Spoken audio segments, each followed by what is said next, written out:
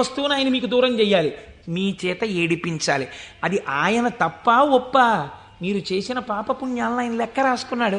నాకు వద్దు అంటే, నాకు దుఃఖం వద్దంటే చెయ్యకు పాపం, దుఃఖం వద్దనుకుంటే పాపం చెయ్యకు. ఈశ్వరుడు నీకు పుణ్యమే చేస్తే నీకు సుఖమే ఇవ్వడానికి ఆయన సిద్ధంగా ఉన్నాడు. నువ్వు బురదగుంటలో పడుకుని నాకు పన్నీటి వాసనలు కొట్టాలి నా శరీరం అంటే ఎందుకు కొడుతుంది? ఎలా కొడుతుంది? నువ్వు ఏం చేశావో దాని ఫలితాన్ని నువ్వు పొందుతుంటావు. కాబట్టి ఈశ్వరుడు నీ కంటికి కనపడి ఫలితాన్ని ఇవ్వడు, వెనక నుండి ఫలితాన్ని ఇస్తాడు. ఇదే పోతన గారు అంటారు, స్త్రీ పురుష నపుంసకమూర్తియును కాక తిర్యక అమర నరాది మూర్తియును కాక కర్మ గుణ భేద సరసత్ప్రకాశి కాక వెనుకనన్నియుతానగు విభుతలంతు. ఆ వెనకనున్న పరమాత్మ ఉన్నాడే, నేను ఆయనకి నమస్కరిస్తున్నాను అన్నారు. ఇప్పుడు చూడండి, ఆ మహేశ్వర శబ్దం గురించి అన్నారు, త్వం ఈశ్వరాణం పరమం మహేశ్వరం తం దేవతానాం పరమంచ దైవతం. దేవతలందరూ కూడా ఎవరిని ప్రార్థన చేసి నమస్కరిస్తారో, సర్వ జగత్తుని ఎవడు నియమించి పోషించి రక్షించుతున్నాడో, ఎవడు దీనిని నిలబెడుతున్నాడో, ఎవడు తనలోకి తీసేసుకుంటున్నాడో వాడే మహేశ్వరుడు, వాడు సర్వజగన్నియామకుడు, వాడు పరబ్రహ్మమై ఉన్నాడు. ఇటువంటి పరబ్రహ్మము నీకెక్కడ దర్శనమవుతుంది అని అడిగారు. చూడవచ్చా? నాకు ఎప్పుడైనా ఇలాంటి వాడిని ఒకసారి చూడాలనిపించింది అంటే శాస్త్రం అంది, మహేశ్వర దర్శనము చెయ్యడానికి మహేశ్వర దర్శనము చెయ్యాలన్న తాపత్రయము నీకు కలగాలి అంది. ఇదొక చిత్రమైన మాట అండి. మీరు కొంచెం జాగ్రత్తగా ఆలోచించండి. ఒక మహాపురుషుడు ఒక ఆయన ఉన్నాడు ఈ లోకంలో, కృష్ణావధానుల గారని ఒక ఆయన ఉన్నారు. ఆయన ఒక మహాపురుషుడు. వేదం చదువుకోవడం కాదు, చదువుకున్న వేదాన్ని నిరంతరము అనుష్ఠానములోకి తెచ్చుకున్నవారు, అంతటి మహాపురుషుడు ఆయన. అలాగా అండి, అంటే ఏం చేస్తుంటారండి అంటే, 4 ఆవుల మధ్యలో తుఫాన్ వచ్చి పాక కొట్టుకుపోతే 10,000 రూపాయలు పట్టుకొచ్చి ఎవరో ఇస్తే శివాలయం కట్టడానికి విరాళం ఇచ్చేసి, శివుడికి ముందు గుడి కట్టండి తర్వాత నేను ఉంటాను లేండని ఆవుల మధ్యలో కాపరం చేసి బతికినవాడు, అంతటి మహానుభావుడు. తను నమ్ముకున్న వేదాన్ని నిరంతరము ఆచరణలో పెడతారు. వారు నా గృహప్రవేశానికి వచ్చారు. వస్తే ఆ రోజు నేను కొంచెం ఈ సంభారాలన్నీ పూర్తి చేసుకుని వేద పఠనం ఏర్పాటు చేసి నేను ఇంట్లోకి వెళ్ళేటప్పటికీ కించిత్ అసుర సంధ్య వేళయింది. నేను వెళ్ళేటప్పటికి వారు వెళ్ళిపోతున్నారు. అరేరే ఇదేంటి వెళ్ళిపోతున్నారు కృష్ణావధానుల గారు, అలా వెళ్ళిపోరే, ఈ కోటేశ్వరరావు మనం వచ్చేటప్పటికి లేడు, స్వాగతం చెప్పలేడని కోపగించుకుని వెళ్ళిపోయే మనిషి కారేవారు, ఎందుకు వెళ్ళిపోతున్నారు? ఓహో అసుర సంధ్య వేళ, సంధ్యావందనానికి వెళుతూ ఉండాలి అనుకున్నాను. ఎవరినో పిలిచి కృష్ణావధానుల గారు ఎక్కడికి వెళుతున్నారండి? వెంకటేశ్వర స్వామి గుళ్ళో కూర్చుని సంధ్యావందనం చేసుకోవడానికి వెళుతున్నారు. ఆయన సంధ్యావందనం చేయలేదనుకోండి, మీరు నేను అడుగుతామా, అయ్యా మీరు సంధ్యావందనం ఎందుకు చేయలేదండి అని? ఎక్కడ నుంచో కష్టపడి కాకినాడ వచ్చి ఆ వేళకి మాత్రం సభలోంచి లేచి వెళ్ళిపోయి వెంకటేశ్వర స్వామి గుళ్ళో కూర్చొని సంధ్యావందనం చేసుకుని మళ్ళీ తిరిగి వచ్చి సభలో కూర్చున్నారు ఆయన.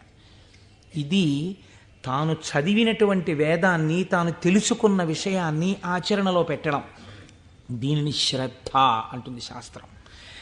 నీకు చెప్పడం కాదు, నీకు అనుష్ఠాన పర్యంతమునందున్నదా, దీనికి ఎవడో చూస్తాడని కాదు, ఈశ్వరుడు సర్వసాక్షి చూస్తున్నాడన్న బెరుకు నీకుంటే ఒకడు చూసి మెచ్చుకోవాలని నువ్వు చెయ్యవు, నీ చెయ్యడం నీ విధి అని నువ్వు చేస్తావు.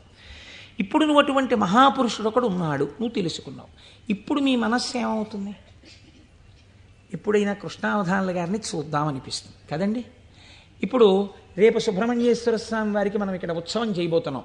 ఆ సుబ్రహ్మణ్యేశ్వర స్వామి వారికి ఉత్సవం చేసిన రోజున కారు దిగి నడవలేక శిష్యులు పట్టుకుంటే కృష్ణావధానులు గారు వచ్చి ఇక్కడ కుర్చీలో కూర్చున్నారనుకోండి, మీ ప్రయత్నం లేకుండా, వారు కోటీశ్వరుడని కాదు, వారు పెద్ద ఆఫీసర్ అని కాదు, మోకాళ్ళ మీదకి పంచె కట్టుకుని లాల్చీ కూడా వేసుకోకుండా ఓ ఉత్తరీయం కప్పుకుని గుండు చేయించుకుని పిలక పెట్టుకుని 3 విభూతి రేఖలు పెట్టుకుని బొట్టు పెట్టుకుని సరిగ్గా కనపడక కళ్ళు చిప్పిలించి చూస్తున్న కృష్ణావధానులు గారు అడుగు తీసి అడుగేస్తుంటే మీ అందరి చేతులు ఇలా అంటాయి.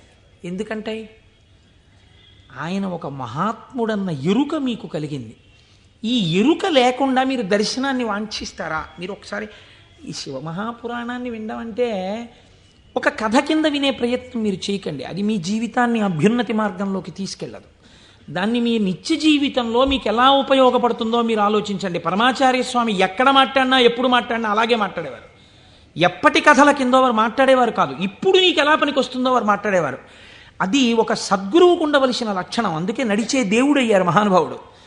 కాబట్టి చూడండి, ఇప్పుడు మీకు కృష్ణావధానులు గారు అంటే తెలిసింది, వారిని చూడాలి అనిపిస్తుంది. ఉదాహరణకి వారు రాలేదనుకోండి సుబ్రహ్మణ్యోత్సవానికి, ఎందుచేతంటే వారి శరీరం చాలా డస్సిపోయింది, పెద్దవారు అయిపోయారు. కానీ మీరేమంటారు? కృష్ణావధానులు గారు ఎక్కడ ఉంటారంటే ఒకసారి వెళ్ళి మేము దర్శనం చేసుకొస్తామంటారు. అమ్మ ఈ టైంలో వెళ్ళండి, ఈ టైం కాకుండా వెళ్ళకండి, వారికి ఇబ్బంది, పెద్దవారు అయిపోయారు, ఈ సమయంలో వెళ్ళండి దర్శనం ఇస్తారు.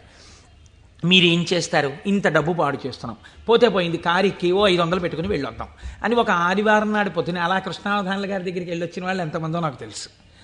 కారు వేసుకుని వెళ్ళి ఓ అరడజన అరటిపళ్ళు ఏవో ఇచ్చి ఒక్కసారి ఆయన్ని చూడగానే, ఇప్పుడు మీకు ఆయన గురించి ఆయన ఏం చెప్పుకోరుగా, కానీ మీరు ఆయన్ని చూస్తుంటే, ఆయన కూర్చుంటే, మీరు ఎక్కడి నుంచి వచ్చారమ్మా అని అడుగుతుంటే, ఆయన ఏదో 4 శ్లోకాలు చెప్తుంటే, ఆ గొంతు తడబడిపోతుంటే, పెద్దవారైపోయి వారు మాట్లాడుతుంటే మీ మనసు ఆర్ద్రమైపోతుంది.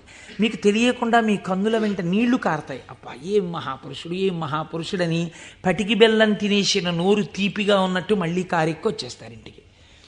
ఎందుకు వెళ్ళారు ఆ ఊరు 500 కారు చేయించుకుని? మీకు తెలిసింది కాబట్టి కృష్ణావధానులు గారంటే, కాబట్టి కదా మీరు దర్శనం చేశారు. మహేశ్వరుడు అంటే సృష్టికర్త, స్థితికర్త, ప్రళయకర్త అని నేను మాట చెప్పాను అనుకోండి, అది మీకు ఏం ఉపయోగపడుతుందని నేను ప్రశ్న వేస్తున్నాను, మీరు ఆలోచించండి. నేను ఈ మాట అన్నాను, అనుసంధానం మీరు కాలగతంలో ఒక రోజులోకి తెచ్చుకోండి, మీకు మహేశ్వర దర్శనం కలుగుతోంది అన్నాను. అది మీకు ఉపయుక్తం. మీరు చూడండి, నేనంటాను మహేశ్వరుడెవరో చూడాలన్న ఉత్సాహం కృష్ణావధానులు గారు ఎవరో తెలుసుకుంటే కలిగినట్టు, ఈశ్వరుణ్ణి చూడాలన్న ఉత్సాహం మీకు ఇక్కడ కలగాలంటే మీరు ఏం చేస్తే కలగదండి. నేను ఒక్క ఉదాహరణ చెప్తాను. నేను పూజ చేసుకోవడానికి కూర్చున్నాను అనుకోండి, ఓ బంతి పువ్వు చేత్తో పట్టుకున్నాను అనుకోండి. బంతి పువ్వు అన్న మాట ఎందుకు వాడానంటే చాలా తేలిగ్గా దొరికే పువ్వు, ₹1 ఇస్తే ఇన్ని పూలు ఇస్తారు. ఓ బంతి పువ్వు ఇలా పట్టుకున్నాను అనుకోండి, మీరు ఎప్పుడైనా చూడండి పువ్వు పైన వాసన వస్తుంది, బంతి పువ్వు యొక్క కాడ తుంపండిలాగా మంచి సువాసన వస్తుంది, కాడ తుంపితే సువాసన వస్తుంది. ఈశ్వర ఏమీ అమరిక, ఒక గొట్టం మీద ఇదే రంగు రేకులు ఇలా ఇలా ఇలా ఇలా ఇలా ఇంత మొగ్గని అందులో ఇన్ని దాచి అలా విచ్చుకునేటట్టు చేసి ఇంత అమరికగా ఇలా ఉండి వాటి మీద మళ్ళీ ఓ వరస, వాటి మీద ఓ వరస, వాటి మీద ఓ వరస, మధ్యలో ఓ 5, ఇంత అందంగా తయారు చేసిన శిల్పి ఎవడు? ఎక్కడున్నాడు ఈ శిల్పి? ఈ పువ్వు నేను పూజామందిరంలో భగవంతుడి పాదముల దగ్గర వేసి రేపు ఇలా తీస్తే, కాడ పట్టుకుంటే ముందు రోజు పైకి లేచిన పువ్వు ఇవాళ కాడ పట్టుకుంటే ఇలా ఒరిగిపోయింది. ఈశ్వరుడి పాదాల మీద ఒరిగిపోవడం ఓ రోజంతా ఉండి నేర్చేసుకుని ఒరిగిపోతుంది. ఇప్పుడు అంత గుబాళింపు లేదు, అంత వాసన లేదు, ఆ రేకులన్నీ ఇలా ఒరిగిపోతున్నాయి.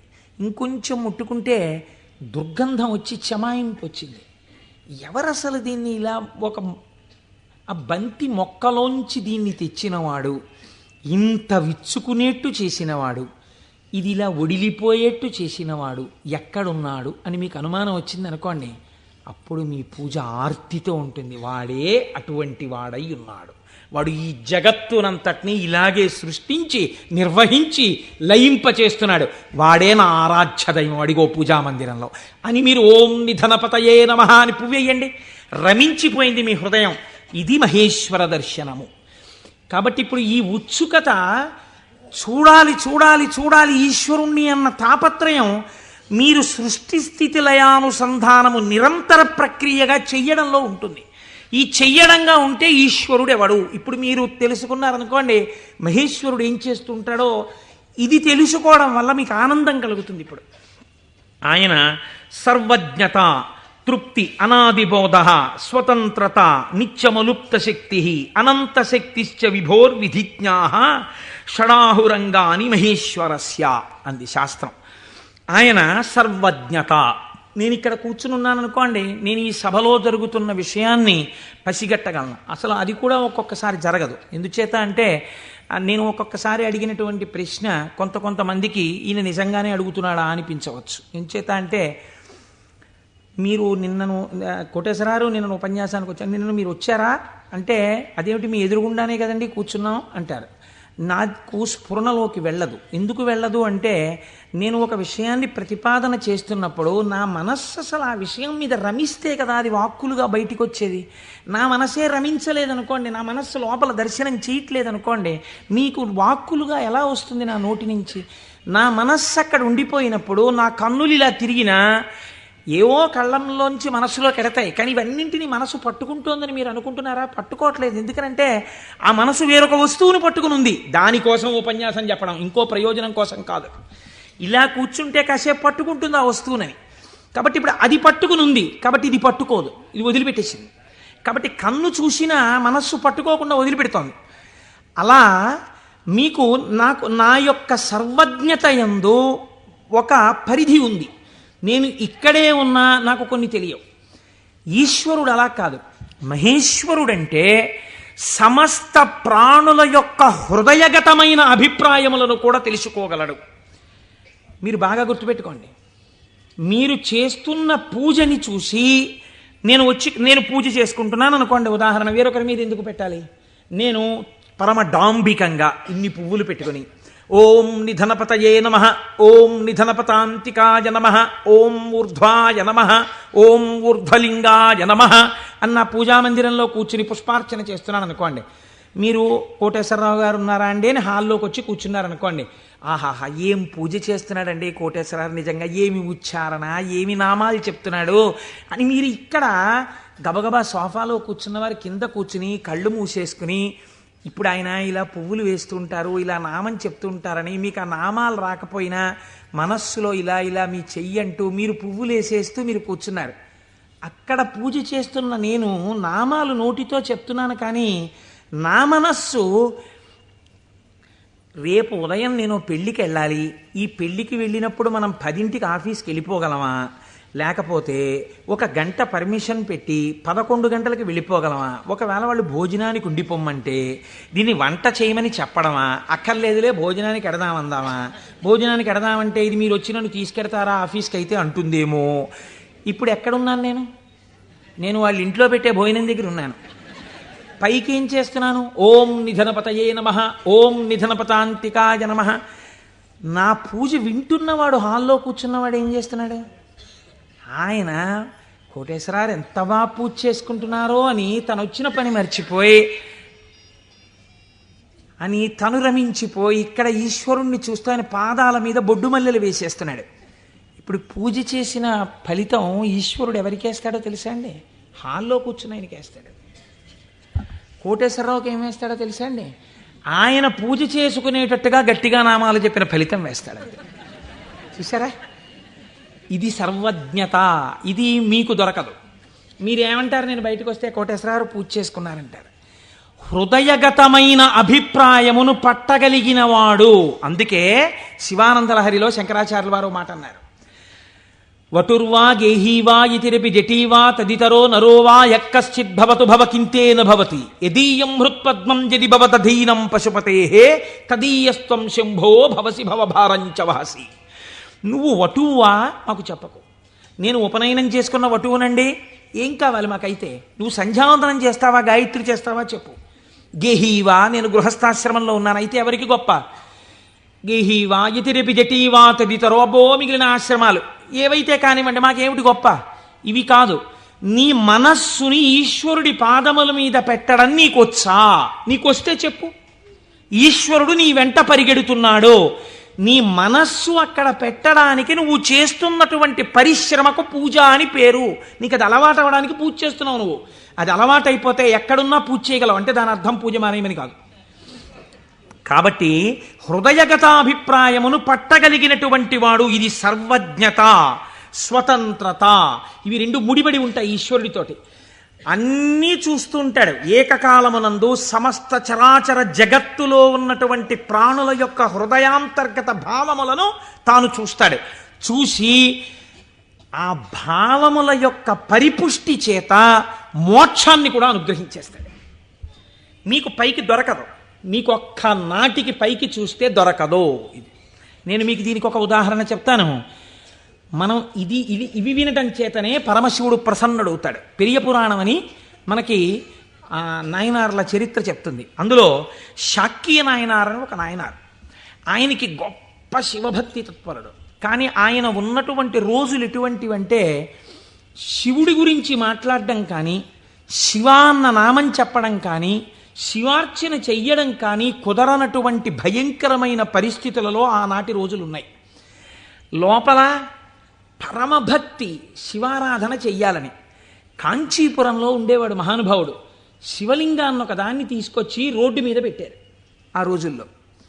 ఈయన కోరిక ఏమిటంటే మనసులో ఒక్కసారి ఆ శివలింగం దగ్గరికి వెళ్ళి ఇన్ని పువ్వులు పట్టుకొని కాస్త 2 నామాలు చెప్పి శివలింగం మీద పూలు వేయాలని.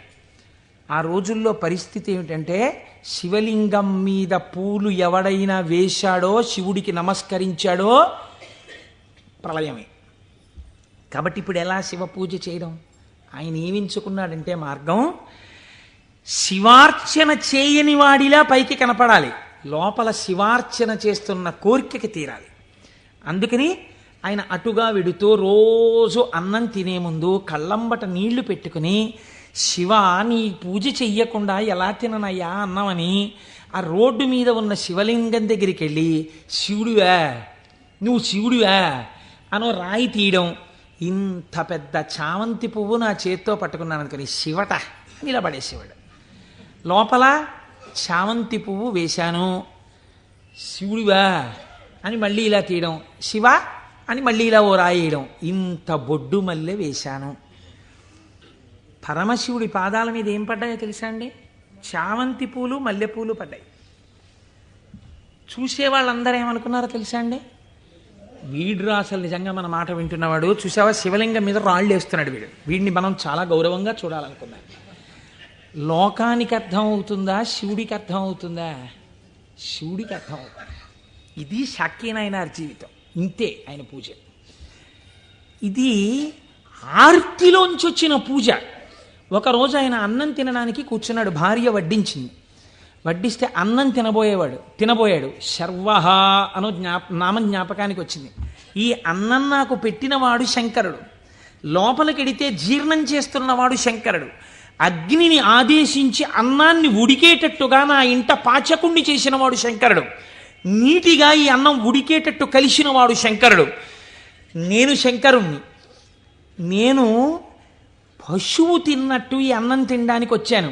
ఇవాళ శివలింగం మీద 4 పువ్వులు వేయడం మర్చిపోయానని అన్నపు పళ్ళెం దగ్గర లేచి భార్యకి చెప్పకుండా పరుగున శివలింగం దగ్గరికి వెళ్ళాడు. పూజ చేయకూడదు, పరిస్థితులు అలా ఉన్నాయి. నిలబడి 4 రాళ్ళు తీసి శివుడివా అని మళ్ళీ వేశాడు. వేస్తూ ఇంతకన్నా చెయ్యలేకపోతున్నానయా అని కన్నుల నీరు కార్చాడు. వెంటనే ఈశ్వరుడు ఆయనకి నటరాజమూర్తిగా సాక్షాత్కరించి తనలోకి కలిపేసుకున్నాడు. ఇప్పుడు మీరు చెప్పండి, శాక్యనాయనార్ జీవితంతో మీకేమర్థమవుతోంది? మహేశ్వరుడన్న శబ్దం చేత మీ సంకల్పములను, మీ హృదయ శుద్ధిని, మీ చిత్తశుద్ధిని చూడగలిగినవాడు.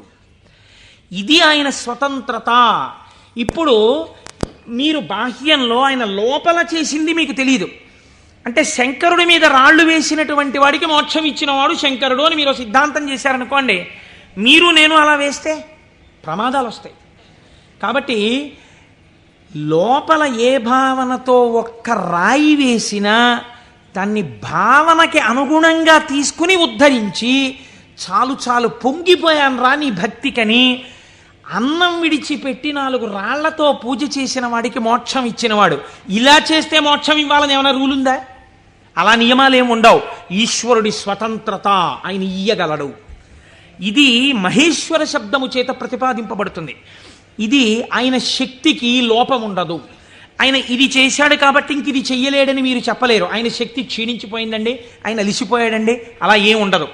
నిరంతర ఉత్సాహముతో ఉంటాడు. ఎప్పుడు ఆయన శక్తి క్షీణించడం అన్నది ఉండదు.